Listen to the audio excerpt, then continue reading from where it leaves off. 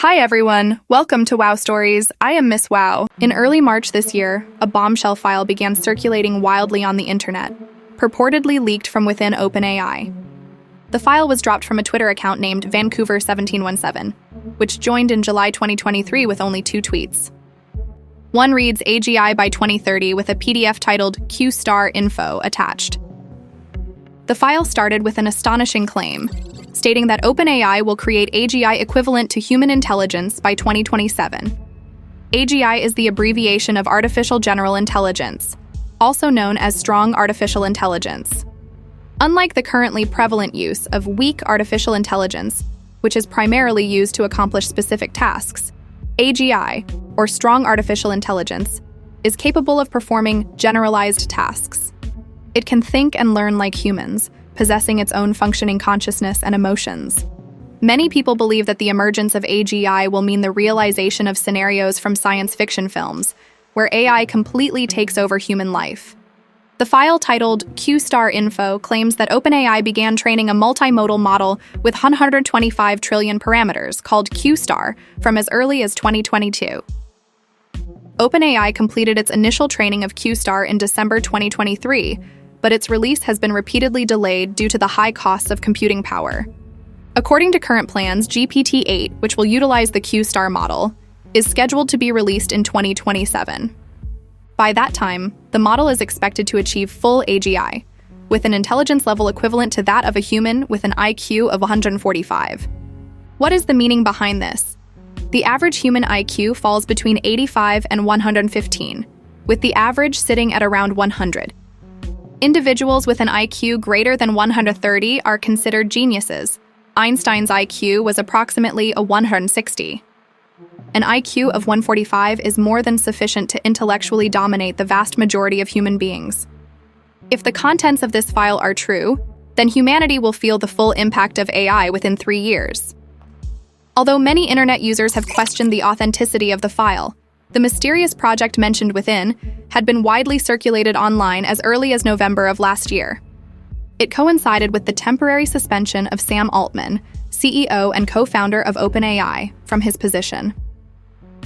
Just a day before his suspension, Altman made some intriguing remarks at an event. Among them were, "Is this a tool we've created or a creature we've created?" And, "This will be our biggest update." Many interpreted these statements as indications that OpenAI had already created AGI. 4 days after Altman's suspension, OpenAI's secretive artificial intelligence model, Q*, was leaked. There were speculations circulating on the internet suggesting that the real reason behind Altman's suspension might have been disagreements with other senior executives regarding the Q project. This series of explosive news inevitably raises the question, how far has AI really advanced? Today, we'll delve deep into the past and future of artificial intelligence.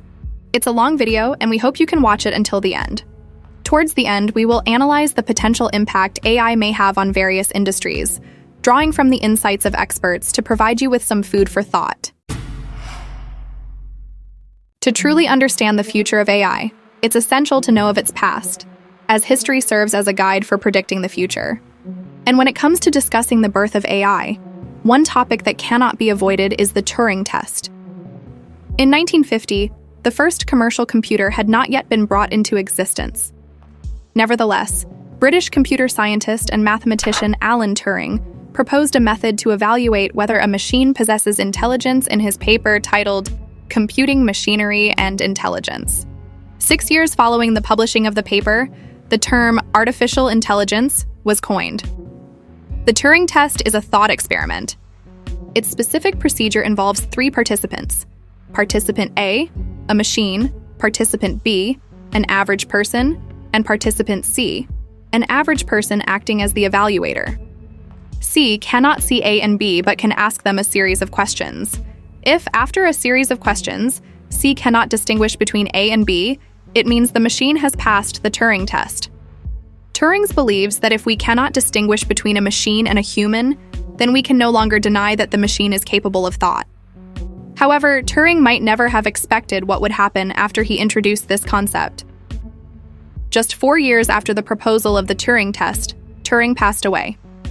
In the decades that followed, the Turing test evolved into the most significant yardstick for measuring the level of AI intelligence development. It's regarded as the North Star of the AI community. Generation after generation of researchers persistently designed and conducted experiments, attempting to have their new inventions and devised programs pass the Turing test. In the 1960s, the Association for Computing Machinery, ACM, even introduced the Turing Award to honor individuals who have made significant contributions to the computer industry. In August 1956, John McCarthy, then an assistant professor in the mathematics department at Dartmouth College, and later the recipient of the Turing Award in 1971, organized a 2-month-long conference with top experts including Father of Information Theory, C. Shannon, and others. The focal point of the conference seemed highly futuristic at the time: how to enable machines to mimic human learning and other aspects of intelligence. The conference was held at Dartmouth College, in the serene town of Hanover, USA, hence the conference became known as the Dartmouth Conference. Prior to the conference, in order to secure sponsorship from the Rockefeller Foundation, McCarthy and others had to come up with an impressive name for the theme of the conference. Hence, the term artificial intelligence was born. The year of the Dartmouth Conference, 1956, is often considered as the dawn of AI by many in the industry. The next 2 decades, from 1956 to 1974, saw the first golden age of AI development, with various schools of thought and research directions emerging, much like a bustling marketplace of ideas. In the early days of AI, due to the vague positioning of the discipline itself, various schools of thought quickly emerged, such as symbolism, connectionism, behaviorism, frequentism, Bayesian, and others. Among them, the dominant triad are symbolism, connectionism, and behaviorism. Symbolism emphasizes the transformation of knowledge into symbols and logic, with the original intention being to automate logical calculations and reasoning. Connectionism simulates the neural connection mechanisms of the human brain, constructing artificial neural networks to train systems to exhibit intelligence. Behaviorism, on the other hand, simulates human behavior and believes that the emergence of artificial intelligence is the result of interaction between the system and the environment. Before the 1980s, symbolism dominated the scene, being considered the first generation of artificial intelligence. Today, the prevailing trend is connectionism, represented by deep learning, DL theory. Now let's delve more into the competition between these respective ideologies. Experts in symbolism believe that the fundamental units of human cognition and thought are symbols. They advocate for the symbolization of all human knowledge, organizing the myriad symbols to construct a crystal ball of knowledge, or, as Descartes put it, a human thought alphabet, so that all unknown questions can be reasoned out and answers can be derived. For example, an object like an apple can be represented using symbols such as size, color, type, weight, and so on. Rules are formed by connecting symbols with if-then statements. For instance, if the type of an apple is Fuji and the apple is red, then the apple is ripe. If an animal can fly and it has feathers, then the animal is a bird. Symbolism excels at handling structured data, such as calculating the decimal places of pi to 800 digits in 1 second. If the German scientist Ludolf van Zuylen were to live another 350 years, he would be astonished at how far technology has come, having spent his lifetime calculating pi to 35 digits. However, when faced with unstructured data like natural language, images, and audio, symbolism finds itself somewhat at a loss. On the other hand, the connectionism school of AI is adept at addressing the shortcomings of symbolism when it comes to handling unstructured data. Some believe that humans have dominated the Earth due to their unique capacity for abstract thinking. Abstract thinking involves discerning essential features and information while filtering out the irrelevant elements in any given situation. Research indicates that the human brain contains 50 to 100 billion neurons, each with up to 10,000 synapses, forming a vast interconnected network that constitutes the basis of thought and behavior. Connectionism, also known as biomimicry theory, advocates for mimicking human neurons and using the connection mechanisms of neural networks to achieve artificial intelligence. This is a schematic diagram of a simplified neural network algorithm, where each circle represents a neuron in the human brain. Each neuron has a threshold. When this threshold is reached, the neuron is activated. To illustrate the workings of the neural network algorithm, consider this analogy. Imagine going on a blind date, and the matchmaker presents the profile of a potential candidate. X1, X2, X3, and X4 represent fitness, attractiveness, financial prospects, and personality traits respectively, which are important features extracted from the candidate. If the candidate regularly engages in 2 different sports and is highly attractive, the neuron T1 will be triggered, prompting information about the candidate's relationship history.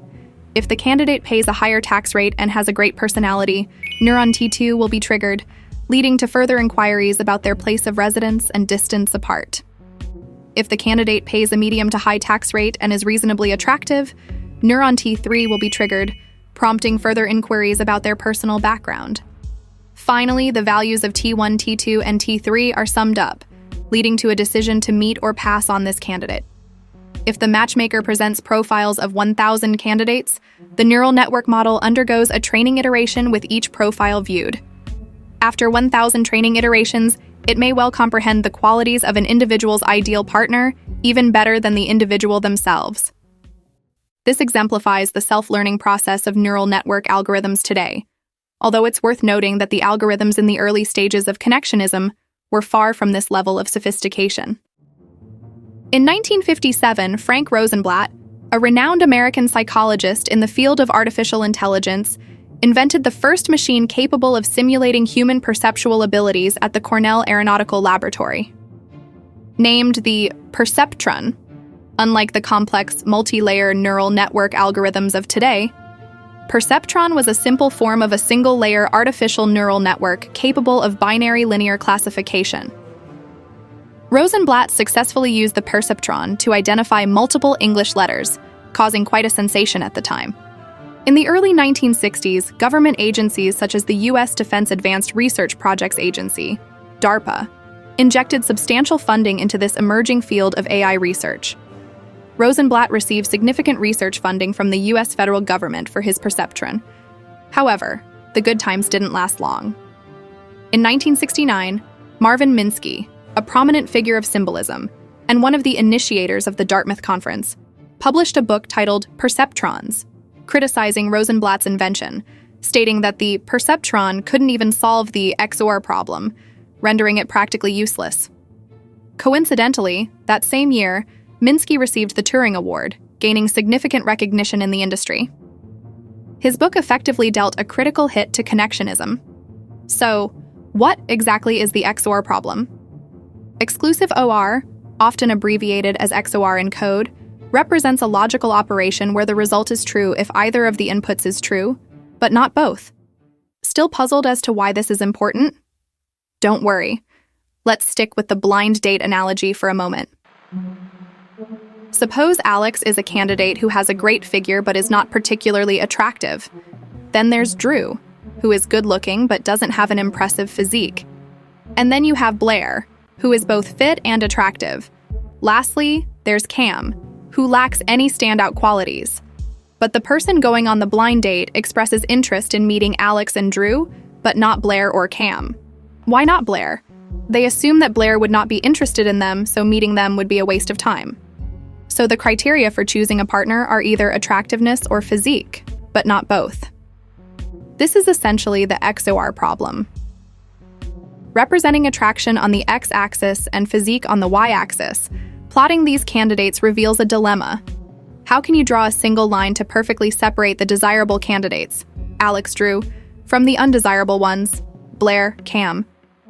Since Rosenblatt's perceptron can only handle binary linear classification, attempting to draw a single line to separate these 4 candidates is impossible, as noted by Minsky.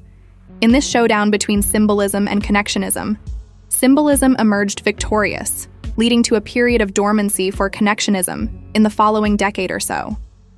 The third major school of thought is behaviorism, also known as evolutionism. Experts of behaviorism advocate that intelligence emerges from the process of perceiving the external environment and responding accordingly. Biological intelligence is a product of natural evolution, where organisms develop increasingly sophisticated intelligence through interaction with their environment. Artificial intelligence can also develop along the path of perception action, effectively forging paths through mountains and building bridges across rivers, collaborating with the environment to navigate obstacles when encountered. Does this approach sound familiar? Indeed. Widely used robotic vacuum cleaners are the result of research in behaviorism. In addition to vacuum cleaners, industrial robotic arms used in the production of machinery and goods also owe their development to behaviorism. However, whether it's robotic vacuum cleaners or robotic arms, they only involve simple interactions between machines and the environment.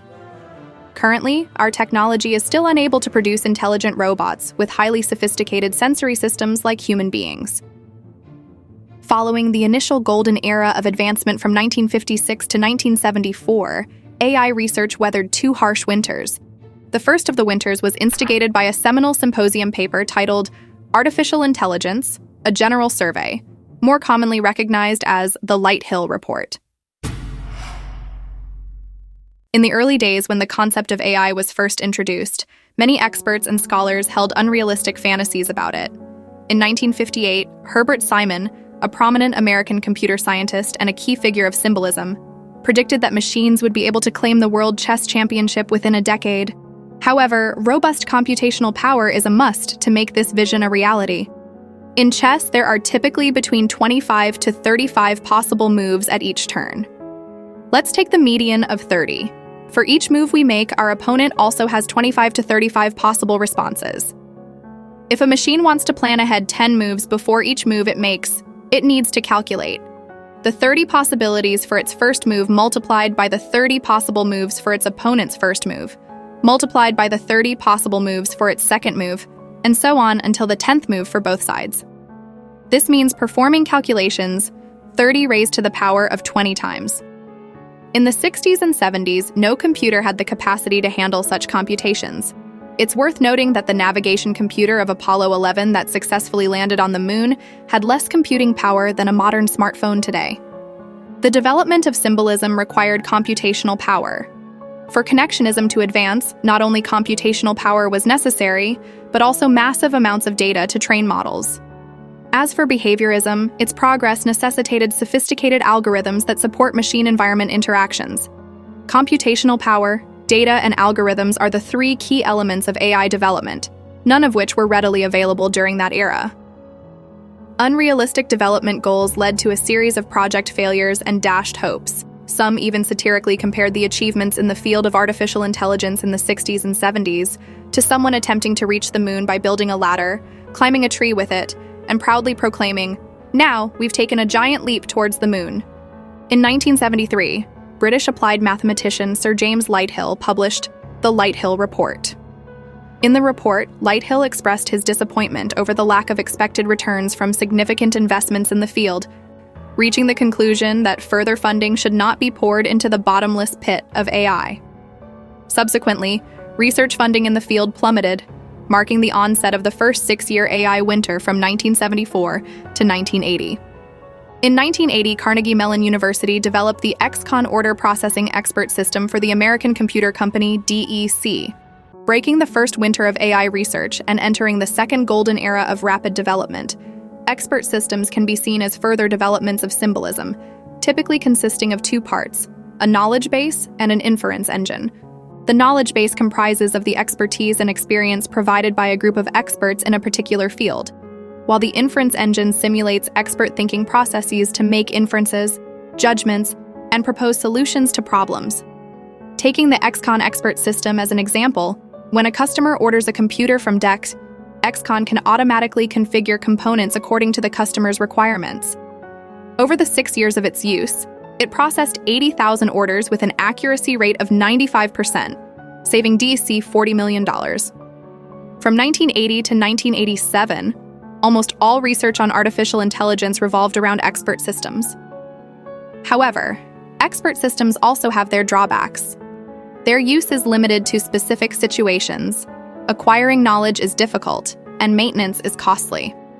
In rule-based expert systems, knowledge is expressed through sets of rules. To build an expert system, programmers need to sit down with human experts to discuss which rules apply and which do not. For example, if one rule states that birds can fly and another rule states that penguins are birds, the expert system might conclude that penguins can fly, which clearly contradicts common sense. To address this, another rule must be added to the knowledge base, stating that birds can fly, except for penguins. In those times, all rule inputs relied on manual entry. Machines could not learn rules autonomously, which made the operation and maintenance costs of expert systems extremely high. In the late 1980s, the emergence of the World Wide Web greatly improved the accessibility and acquisition of knowledge. Shortly after, the fervent enthusiasm for expert systems turned into profound disappointment, plunging the development of artificial intelligence into its second winter from 1987 until 1993. However, a group of scientists, driven by passion and a strong sense of scientific responsibility, chose to remain in the field and continue their dedicated efforts. Fast forward to May 11, 1997, IBM's chess supercomputer Deep Blue made history by defeating Garry Kasparov with a score of 2 wins, 1 loss, and 3 draws. This victory marked the first time a computer had triumphed over a world chess champion. Simon's prediction has finally come true, albeit 29 years later than anticipated. This milestone event heralded the resurgence of the AI research boom that continues to this day. The primary contributor to Deep Blue's success is widely regarded to be improvements in the computational power of computers. The underlying algorithm of Deep Blue, as we discussed earlier, relies on robust computational power to conduct exhaustive searches and evaluate all potential moves, ultimately determining the most strategic course of action, a method known as the brute force algorithm. Deep Blue, using this method, can anticipate 12 moves ahead and calculate 200 million moves per second, while the reigning world champion at the time, Garry Kasparov, could only anticipate 10 moves based on experience. In the same year that Deep Blue garnered recognition, physicist Mark Gubrud from the University of North Carolina first proposed the concept of artificial general intelligence, AGI, also referred to as strong or super AI. In contrast, weak AI, also known as narrow or specialized AI, includes expert systems, Deep Blue, and later AlphaGo. Even present-day ChatGPT is a weak AI as it can only perform specific tasks in particular domains, such as configuring components, playing chess or Go, or translation activities. AGI, as its name suggests, can exhibit a high level of flexibility and intelligence in a wide range of environments, like human beings. The emergence of Deep Blue gave a boost to the credibility of the school of symbolism, but at the same time, connectionism was also steadily on the rise. This brings a key figure into the frame, Geoffrey Hinton, the father of deep learning. In 1978, Hinton earned his PhD in artificial intelligence from the University of Edinburgh. Symbolism was widely embraced in the industry at the time, but Hinton was not one to simply follow the crowd. He believed symbolism as a theory was too rigid and overly reliant on known rules. In nature, many animals exhibit intelligent behavior without being able to articulate sets of rules, simply because they learn from experience. Thus, Hinton argued that intelligence stems from learning ability rather than rules. Over the decades, Hinton has authored over 200 papers, playing a pivotal role in ushering in the era of deep learning and effectively reversing the waning influence of connectionism. Hinton's starting point was actually quite simple: more makes a difference. By connecting multiple perceptrons into a layered network, Minsky's problem could be effectively solved. This is illustrated by the schematic diagram of the neural network algorithm mentioned earlier. As shown in the diagram, multiple perceptrons are connected to form a 4-layer network, with the input layer on the far left, the output layer on the far right, and the neurons in the middle forming the hidden layers. The neurons on the right receive the outputs of the neurons on the left. However, with so many neurons, there may be hundreds or even thousands of parameters that need to be adjusted. How should such a complex network be trained? Hinton's team proposed that the problem could be effectively solved using the backpropagation algorithm, BP algorithm. Using the analogy of a water pipeline, when the neural network makes decisions, water flows from the input nodes on the left to the output nodes on the right until the water is expelled. However, during the training phase, each faucet is adjusted layer by layer, from right to left, to ensure that the water flow meets requirements. During adjustment, each layer only needs to be responsible for the nodes immediately adjacent to it on the right. This is the essence of the BP algorithm. It has been proven that equipping multi-layer neural networks with the BP algorithm can solve many complex recognition and prediction problems effectively. In 2012, Hinton led his team to participate in the third ImageNet Visual Recognition Challenge. They claimed the championship with an overwhelming advantage by employing the innovative Deep Convolutional Neural Network, AlexNet, a powerful tool for image recognition and object detection. We will delve deeper into the topic of convolutional neural networks in another video. In the 21st century, with the generation of big data and further advancements in computational power, various deep learning algorithms have been proposed. Some are used for speech recognition and natural language processing, such as recurrent neural networks, RNNs, while others are used for image generation, generative adversarial networks, GANs. Since then, connectionism gained considerable momentum and quickly ascended to prominence. On March 15, 2016, Google's Go AI AlphaGo competed against South Korean 9-dan Go player Lee Sedol and won with a score of 4-1. This human versus machine battle marked a new milestone in AI's history of development. Some say that the previous Deep Blue victory was mainly due to computational prowess, whereas AlphaGo's triumph represents a true victory for AI. From today's perspective, Deep Blue cannot be considered truly intelligent. Its algorithm still relies on an exhaustive search for optimal solutions. However, Go as a game is much more complex than chess, with numerous variations and around 250 possible strategic moves at each turn, and a game can last up to 150 moves. The brute force approach of Deep Blue would not be effective in Go. AlphaGo's victory was more dependent on its sophisticated algorithms, a combination of reinforcement learning and deep learning, a collaboration among the three schools. Symbolism provided the algorithms based on the rules and game records of Go. Connectionism supplied the deep learning models trained on massive human Go game data. And reinforcement learning, stemming from behaviorism, enabled the training process by continuously interacting with the environment and providing appropriate rewards and penalties to learn optimal decision-making. Chinese Go player KG once described playing against AlphaGo as feeling the same as playing against a skilled human Go player. It gives up pieces when it's necessary and retreats when it should. It has a very balanced style of play and feels nothing like a program. By the end of 2017, AlphaGo further upgraded to a new version called AlphaGo Zero. Zero can completely self-train without relying on any human Go game data, playing against itself with only knowledge of the game rules. After just a few days of training, Zero achieved a complete defeat of its predecessor, AlphaGo, with a score of 100-0. The journey from Deep Blue to AlphaGo represented a significant advancement in AI from calculating to learning. After more than half a century of development, it seems that AI is finally on the right track, and it's only just begun. In 2023, Fox News reached out to Hinton for an interview on AI. Hinton, known for his sharp wit and dark humor, included a clever remark at the end of his email, stating, "Fox News is an oxymoron." Oxy and moron, if written separately, means keen idiot. By splitting oxymoron into two individual words, he subtly implied that Fox News is contradictory or paradoxical. After sending the email, Hinton decided to test ChatGPT's understanding of his joke by inputting the same phrase. To his surprise, ChatGPT not only grasped the humor, but also cleverly responded that Fox News is like OxyContin, harmful and addictive simultaneously. OxyContin is a painkiller widely used in the US that has ensnared countless Americans into addiction, often without their awareness or consent. This exchange signaled a significant advancement in AI, demonstrating ChatGPT's ability not only to grasp humor, but also to engage in it. Hinton realized that a new era of AI had arrived. In November 2022, OpenAI, an artificial intelligence research company based in San Francisco, unveiled its latest conversational AI model, ChatGPT 3.5. In under a week since its release, the user base exceeded 1 million, and within 2 months, it reached over 100 million users, establishing it as the fastest-growing application in history.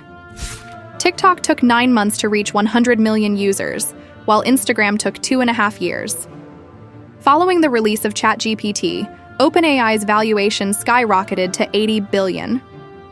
Microsoft, an investor in OpenAI, not only reaped substantial returns on its investment, but also experienced a significant surge in its stock price, demonstrating resilience against its long-standing competitor Google. On March 12, 2023, ChatGPT-4 was officially launched, introducing an image input functionality. By uploading a photo taken of a bunch of ingredients to prep a meal, as an example, it can quickly identify what dishes can be made with those ingredients. There was also a significant increase in output length, with up to 25,000 words per response, and noticeably fewer nonsensical answers. When faced with ethical and sensitive issues, the answers provided are also more appropriate and safe. On March 27th, OpenAI released the technical report for GPT-4, and the data presented in the report was alarming. Tests indicated a qualitative leap in the intelligence of GPT-4 compared to its predecessor. GPT-4 outperformed 99% of participating students in the USABO semifinal and the GRE verbal exam, and also surpassed 90% of humans in the uniform bar exam. Perhaps most alarming was its understanding of humor. For instance, GPT-4 demonstrated interpretation of a humorous image depicting an outdated VGA cable plugged into the charging port of a small modern smartphone. In the conclusion of the report, the OpenAI team noted that GPT-4 and its subsequent models will undoubtedly have a profound impact on human society that is both beneficial and detrimental. Just a week before the release of this technical report, the Future of Life Institute, FLI, published an open letter titled Pause Giant AI Experiments, calling for all AI labs to immediately suspend the training of AI systems more powerful than GPT-4 for at least 6 months, and to use this time to establish supervision and safety protocols that oversee and regulate AI development. As of the time of making this video, nearly 34,000 people have signed this open letter, including billionaires like Elon Musk, Apple co-founder Steve Wozniak, father of deep learning Geoffrey Hinton, Stability AI founder Ahmed Mostaki, and thousands of other tech leaders, experts, and scholars. It is worth mentioning that some netizens noticed that the name of OpenAI CEO Sam Altman briefly appeared on the list of signatories but mysteriously disappeared shortly after. The FLI posed poignant questions in their letter, questioning whether we should automate away all jobs, including those that provide a sense of fulfillment, whether we should develop non-human minds that might eventually outsmart and replace us, whether we should take the risk of losing control of our civilization to develop AI. On May 1, 2023, Hinton, who had worked at Google for over a decade, announced his departure. Initially, some speculated internal management issues at Google, but later, Hinton revealed in an interview that the real reason for his departure was his desire to freely discuss the potential risks of AI. He expressed, "I regret what I've spent my whole life working on." Subsequently, the New York Times published a biographical article titled, "Why the Godfather of AI Fears What He's Built." Does Hinton's transformation from an AI pioneer to a whistleblower for AI doomsday suggest a deceleration in the advancement of the AI industry? It is well known that Elon Musk has also repeatedly warned about the dangers of AI. In the documentary, Do You Trust This Computer?, he mentioned that if AI sets a goal and humans obstruct it, AI won't hesitate to remove the obstacle, not out of malice, but rather akin to encountering an anthill while constructing a road. There's no animosity towards ants, but regretfully, they must go. If AI has a goal and humanity just happens to be in the way, it will destroy humanity as a matter of course, without even thinking about it. No hard feelings. Big names like Musk and Hinton aren't necessarily afraid of ChatGPT or OpenAI per se. Rather, they are more concerned about the fierce competition currently underway in the AI industry, which could lead humanity down an irreversible path. In January 2023, Google introduced its Music LM model, capable of generating high-fidelity music from text descriptions. In February, Microsoft released its ChatGPT-based search engine, Bing. In March, Baidu launched its large-scale language model, Ernie Bot, which demonstrated a more in-depth understanding of the Chinese language and culture. Almost simultaneously, Midjourney, a leader in the field of AI image generation, released its 5th-generation model. An image of a Chinese couple generated by this model went viral for its lifelike appearance, showing significant improvement in character detail handling and addressing previous issues such as deformed hands and floating limbs.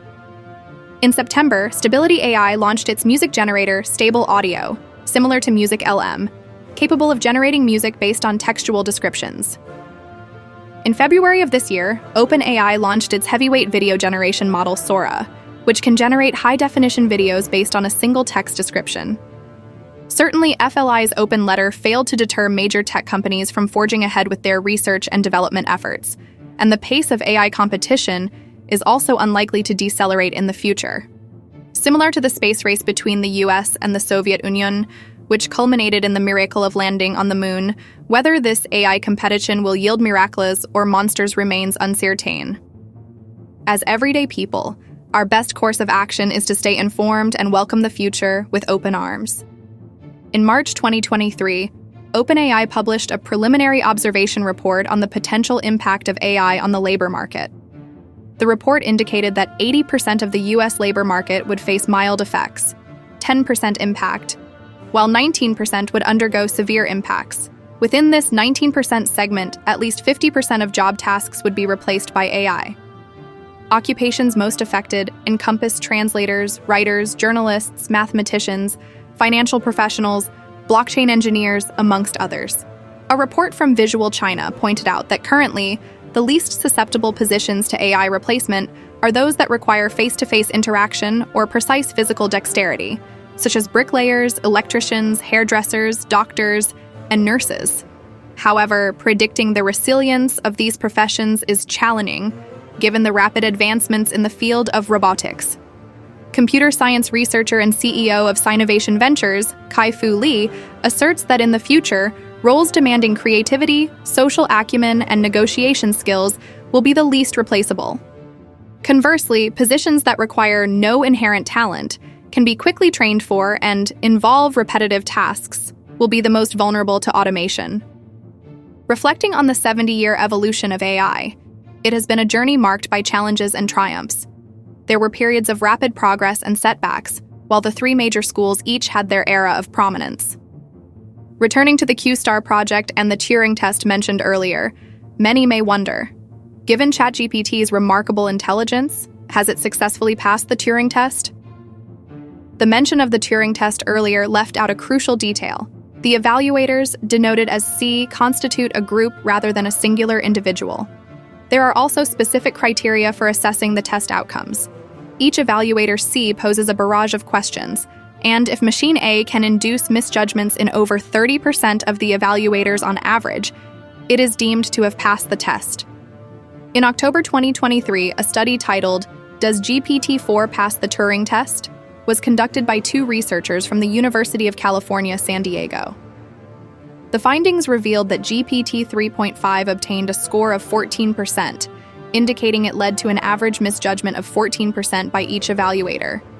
On the other hand, GPT-4 scored 41%, meeting the 30% threshold required for passing the Turing test. Interestingly, the human participants in the test also fell short of perfection, averaging a score of 63%. However, it's important to highlight that the Turing test has long been a subject of controversy because it primarily assesses language interaction, and large language models, LLMs, are engineered to emulate human communication. Even if GPT-4 were to pass the Turing test, can we conclude that it possesses self-awareness and has attained AGI? Certainly not. In fact, regarding the issue of self-awareness, GPT-4 itself has been quite candid. However, to return to the main point of discussion, what's significant is that we are on the cusp of a new era. The AI models of today have undeniable limitations, but does it really matter? Who expects a child who just learned basic subtraction to grasp calculus? Its ability for continuous learning is what truly matters. The physics framework of Newton's time was far from perfect. It was the continuous contributions of later scientists like Einstein, Maxwell, Bohr, and Dirac that paved the way for the remarkable achievements in physics that we see today. Whether the Q-Star project will unveil a strong artificial general intelligence, AGI, by 2027 remains uncertain. But one thing is for sure. In the next 70 years of AI development, an abundance of groundbreaking advancements await. Many feel uneasy about the swift advancements in the AI sector of late, yet at times, such unease can be advantageous, as it prompts introspection and a reassessment of our lives and values. Recall the theme of the Dartmouth Conference, which marked the beginning of AI: how to enable machines to mimic human learning and other aspects of intelligence. The development of AI isn't inherently frightening. What's truly alarming is the potential loss of humanity's capacity to think critically and engage in continuous learning. Well, that's it for today. If you like our video, please leave a like or subscribe. You are also welcome to leave a comment. See you in the next video.